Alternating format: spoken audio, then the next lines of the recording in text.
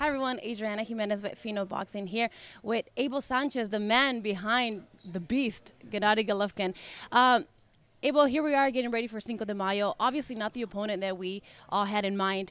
But besides that, how do you adjust training camp for Vanes Martirosyan in such a short notice of 3 weeks? Well, when the news came that Canelo tested positive, and we knew that Canelo wasn't going to be able to fight, or at least we thought that Canelo wasn't going to be able to fight on the 5th. But Tom Loeffler promised us that we'd fight. He'd try to keep the fight together. He'd find an opponent, a right-handed opponent, so that we can continue training. We continued as if we had an opponent for that date, and we continued to train as if we were fighting Canelo. The only difference for this young man, maybe he's not as known and he's a little bit taller, but he's still a right-handed fighter. We've still been in the gym, so there's really no adjustments other than the disappointment at the beginning. And I think something that some people forget is also that I know it's been a while, but he had a good amateur career, being 8-time national champion, being in the Olympics with Gennady in Athens in 2004.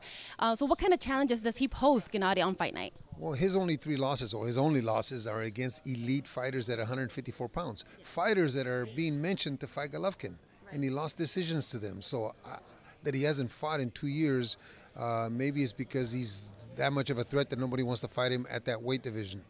He is #1 in the WBC at 154 pounds, but those same fighters that beat him are the fighters that are being mentioned to fight Golovkin. So I think that he has the pedigree, a U.S. Olympian, a great record, has never been down, has never been hurt. Put down Martirosyan, who is crying to fight Golovkin for this match. I think it's going to be a tough fight. I think that it's a chance for Vanes to be that Rocky in the first Rocky movie. You know, he has the ability, he has the skills. It's just a matter of hopefully Golovkin doesn't have a letdown and Vanes can come on and do what he has to do. But we're looking for a difficult fight. I don't think it's going to be an easy fight. Gennady is going for his 20th title defense, tying the record with Bernard Hopkins. What can we expect from Gennady that night? I think that Gennady's aware of that, but Gennady's also aware of the fact that if he has a letdown, there's a formidable guy in front of him. There's not a guy that's going to be easy. Tying the record of the great Bernard Hopkins is a great thing. I would have hoped that it was against Canelo, but he played us dirty, I guess, a way of putting it.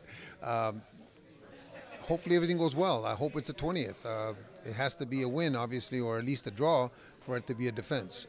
If successful on Cinco de Mayo, as his trainer, would you like to see him face next Canelo or one of his mandatories in WBC Charlo or the IBF Derevchenko?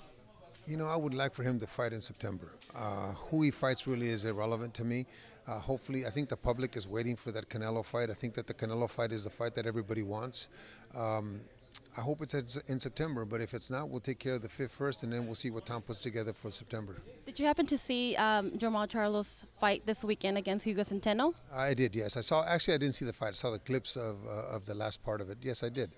You know, Charlo, again, gets a guy that really didn't belong on that level, but he did his job. Charlo looked good. He did his job, and he puts himself in a position so that the public now is screaming out like they were screaming out for Derevchenko before Saturday. You know, it's a crazy world, you know? Well, I haven't seen you since the press conference for the Canelo Golovkin in Cinco de Mayo. That night you had a heated argument, well, not a heated moment with Canelo on stage.